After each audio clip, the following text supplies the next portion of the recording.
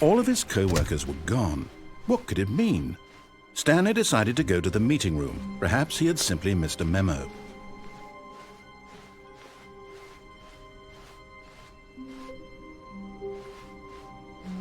When Stanley came to a set of 2 open doors, this was not the correct way to the meeting room, and Stanley knew it perfectly well. Perhaps he wanted to stop by the employee lounge first, just to admire it. Ah, yes, truly a room worth admiring. It had really been worth the detour after all, but eager to get back to business, Stanley took the first open door on his left. Stanley was so bad at following directions, it's incredible he wasn't fired years ago. Look, Stanley, I think perhaps we've gotten off on the wrong foot here. I'm not your enemy, really, I'm not. I realize that investing your trust in someone else can be difficult, but the fact is that the story has been about nothing but you all this time. There's someone you've been neglecting, Stanley. Someone you've forgotten about. Please, stop trying to make every decision by yourself. Now, I'm not asking for me. This is it, Stanley. Your chance to redeem yourself, to put your work aside, to let her back into your life. She's been waiting. That's her, Stanley. You need... Oh, no, you can't... Did you just unplug the phone? No, that wasn't supposed to be a choice. How did you do that? You actually chose incorrectly? I didn't even know that was possible. Let me double check. No, it's definitely here, clear as day. Stanley picks up the phone. He's taken to his apartment where he finds his wife, and the two pledge themselves to one another. Music comes in, fade to white, roll credits. Not picking up the phone is actually somehow an incorrect course of action. How is that even possible? None of these decisions were supposed to mean anything. I don't understand. How on earth are you making meaningful choices? What did you... Wait a second. Did I just see... No, that's not possible. I can't believe it. How had I not noticed it sooner? You're not Stanley. You're a real person. I can't believe I was so mistaken. This is why you've been able to make correct and incorrect choices. And to think I've been letting you run around in this game for so long. If you'd made any more wrong choices, you might have negated it entirely. It's as though you completely ignored even the most basic safety protocol for real-world decision-making. Or did you not grasp the severe... Well, I won't have that kind of risk on my watch. I'm going to stop the game for a moment so we can educate you properly on safe decision-making in the real world. Please observe this helpful instructional video. Choice. It's the best part of being a real person, but if used incorrectly can also be the most dangerous. For example, in this scenario, a hypothetical real person named Rupert has a choice. He could invent a machine that eliminates food shortages across the world to make life better for all people. Or he could spend years of hard work forgetting how to read. Which choice would you make? Remember that unlike here, the real world makes sense, and at no time should you make a choice that does not conform to rational logic. If you find yourself speaking with a person who does not make sense, in all likelihood, that person is not real. Allow the person to finish their thought, then provide an excuse why you cannot continue talking. Turn to a partner and practice saying, "My goodness, is it 4:30? I'm supposed to be having a back, sack, and crack." Excellent. Making choices on a regular basis is the best part to a healthy decision-making process. Most medical professionals recommend making at least 8 choices per day. Do you make more than 8? Less? And finally, if you begin to wonder if your choices are actually meaningful and whether you'll ever make a significant contribution to the world, just remember that in the vast infiniteness of space, your thoughts and problems are materially insignificant, and the feeling should subside. At this time, your instructor will guide you in an exercise to test and reinforce the material covered in this video. Well, noticed that this room has begun to deteriorate as a result of narrative contradiction. But not to worry. Now that you're properly informed on good decision-making, we're going to revisit a choice you made just a few minutes ago and see what the correct thing to do would have been. This way, please.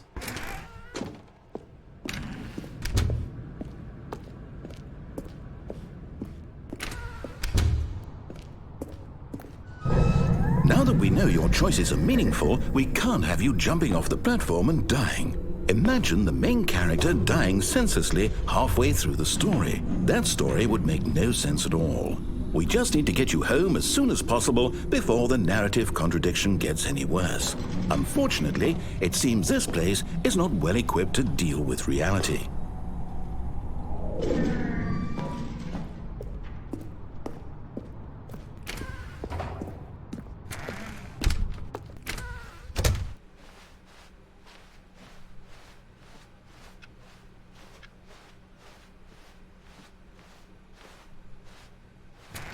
Almost there. You'll take the door on the left, back to the correct ending, the story will have resolution once again, and you'll be home free in the real world.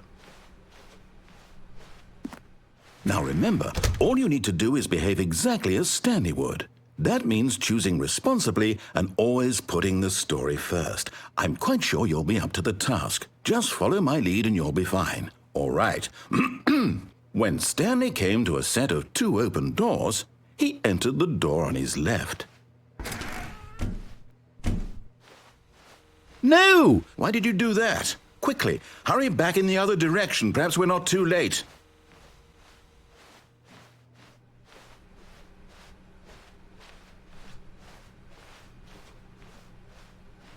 Oh, it's ruined.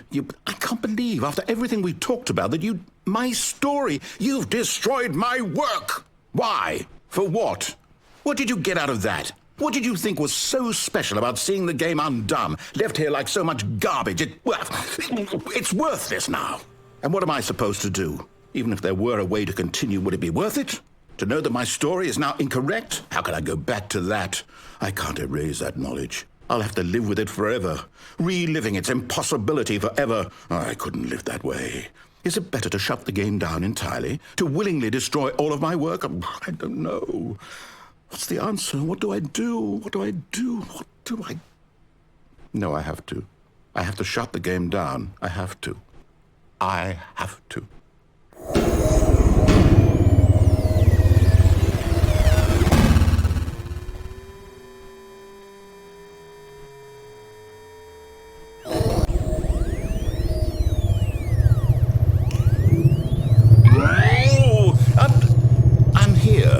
I'm still here in this pile of rubbish, with you who thought you were so clever. Now look where we are. My entire game is destroyed. It was the only thing in the world that was mine, and you've run it into the ground. What, did you think that would be funny? You just had to see? Didn't I impress upon you how important it was to be like Stanley? He actually knows how to do what I tell him to. He understands that if I say to do something, there's a damn good reason for it. That thought hadn't even occurred to you, had it? That there's a world outside of you? You're a child. Oh, my story. If you'd just gone through the door on the left, you would have seen it. There was a whole underground facility. You would have destroyed it and been victorious. It would have been so perfect. I worked so hard on it. I tried so hard to make... Why did you come this way? Speak. Say something to me. Explain yourself, you coward. You... When Stanley came to a set of 2 open doors, he entered the door on his left. Stanley? Hello? Are you... Is everything okay? Stanley, please. I need you to make a choice. I need you to walk through the door. Are you listening to me? Can you hear me? Is everything all right? Stanley, this is important. The story needs you. It needs you to make a decision. It cannot exist without you. Do you understand me? Whatever choice you make is just fine. They're both correct. You cannot be wrong here. We can work together. I'll accept whatever you do. I simply need you to take that step forward, please. Choose. Do something. Anything. This is more important than you can ever know. I need this. The story needs it. So, you hear me? Are you there? Are you listening to this? Stanley, are you there? Okay. It's okay, I can wait. You need time to decide. Time to make sure your choice is correct. That is the best choice.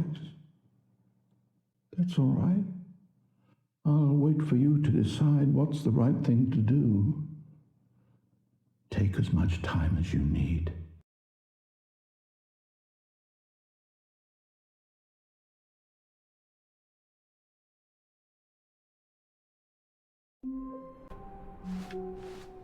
All of his co-workers were gone. What could it mean? Stanley decided to go to the meeting room. Perhaps he had... "Where are we going today?" the bucket asked. Stanley just smiled.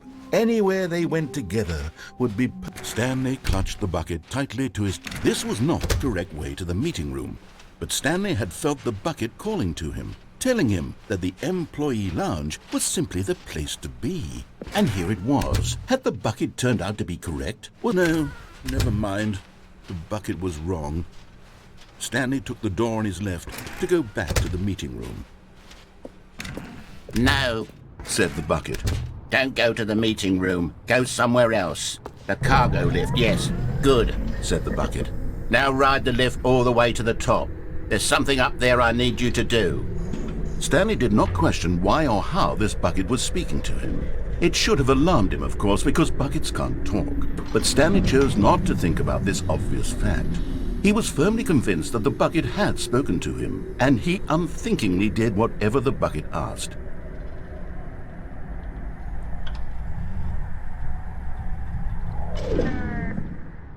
In here. Said the bucket. Go into this dark room over here. Stanley once again obeyed blindly.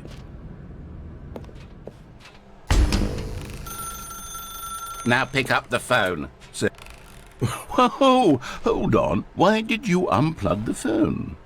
Were you trying to resist the bucket's orders?" "Stanley, I was joking. Obviously, the bucket isn't talking to you and telling you to do things. Buckets can't talk. It was a joke. Don't you get the joke? It's funny, Stanley. A talking bucket. Can't you see? Oh, goodness. I must have really bungled up the delivery if you actually took me seriously. Where did I mess up the joke? Should I have paused for longer or spoken quicker? Comedic timing is so difficult. I wish I were better at it, but there isn't exactly an instructional video on comedy that one can watch to fully... Oh, wait, yes, there is. It's sitting right here. Let's take a look. Comedic timing. What is comedic timing? How does it work? How long should it last? How can it be used to effectively silence your political enemies? And more importantly, can it be taught in its entirety within 90 seconds? Thankfully, the answer to all of these questions is yes. Let's dive deeper. If you've ever told a joke or made someone laugh, in all likelihood, you did it while standing 50 to 80 centimeters from them in a room of no more than 76 degrees Fahrenheit, with one of your arms raised straight upward at a 15-degree angle from your body. These are the optimal conditions for good comedic timing. To begin the joke, start by stating and spelling your name. Next, provide a brief synopsis of the joke, including the specific times at which the recipient of the joke will laugh, and then spell out your name a second time. With these steps complete, it's time to begin the humor. Speak the entire joke in no more than 18 seconds and no less than 13 and a half, pausing only for bathroom breaks when necessary. When the joke has concluded, it is customary to inform your listener that the joke is over by declaring in your loudest possible voice, "I'm Dunny with the funny." Let's practice screaming, "I'm Dunny with the funny" now.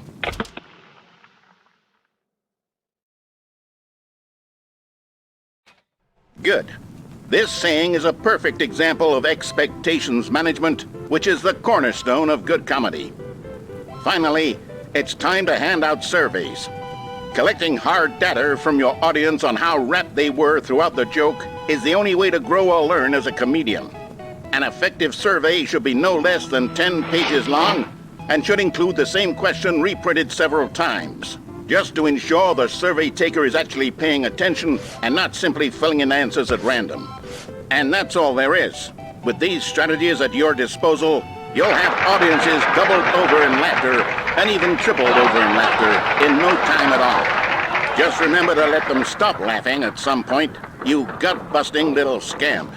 After all, we're each of us needed on the front lines of the war to fight the 12-legged invader who threaten our very existence, and who very likely die in a hailstorm of bullets and mandibles. All of us must be prepared to give our lives to this noble cause, just as our children must do after us, and their children after them. Godspeed, and may Earth reign supreme.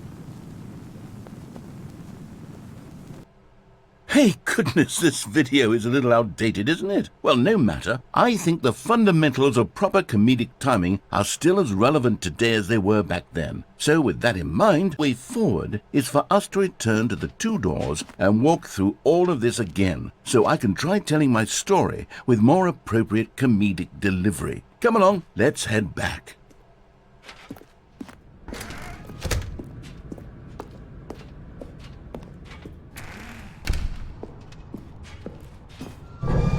I can feel it. This time, I'm really going to nail the delivery. You'll be in stitches. A talking bucket, you'll say? How ridiculous. How absurd. What a hilarious concept. The king of comedy. That's what you'll call me. Thank goodness we had the instructional video. Otherwise, who knows where we'd be right now. Well, I wouldn't be the king of comedy, that's for sure. The bucket spoke to Stanley. The bucket spoke. The bucket spoke. Oh, I'll figure it out on the fly. No need to overthink things.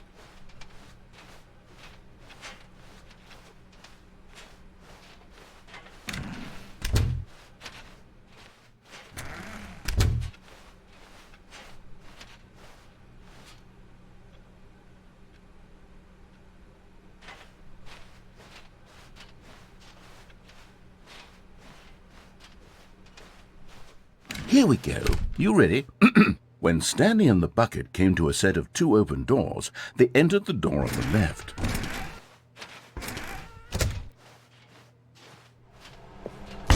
What?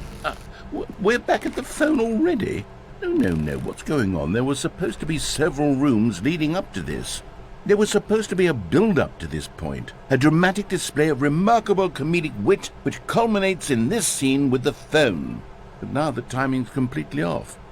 The joke will never land, or not the way it was meant to. And it's all my fault. I must have forgotten that the phone room comes immediately after the two doors room. What an egregious mistake. I've made a fool of myself. I don't deserve the title of King of Comedy. I'm nothing. I'm not even the lowliest joke-telling whelp. I think I need to go back and rewatch that instructional video again. Yes, surely that will help me improve my... Here we go. You ready? When Stanley and the bucket came to a set of two open doors, they entered the door on the left. No. You were supposed to go through the door on the right, leading back to the phone. Did you not even look at the instructional video? I think this is all covered very clearly. There's no way I can make the comedic timing work now. It's done. The joke is completely done and over. It's all your fault, Stanley. I'm going to be ridiculed in the community of shamed at every one of our meetings from now on. All because you couldn't watch a simple video and take a hint. Are you proud of yourself for bringing me down, Stanley? Are you proud? Stanley, you love the bucket so much it's like you... it's as though all of your other most prized possessions pale in comparison. Yes. Well, let me try that again, Stanley. I heard that you are pale with shame over how unabashedly in love with a bucket you are. No? Still not? Is it the delivery? Pale with shame. Pale with shame? Pale... What's another word to describe a bucket? Stanley, this bucket is so metal, I think I saw it playing guitar. No. We're getting away from making fun of Stanley's obsession with the bucket, which was the whole point of this. I'm no good at these jokes. I need more instructional videos. That's exactly what it is. That's what will make me the king of comedy again. More instructional videos. Let's see.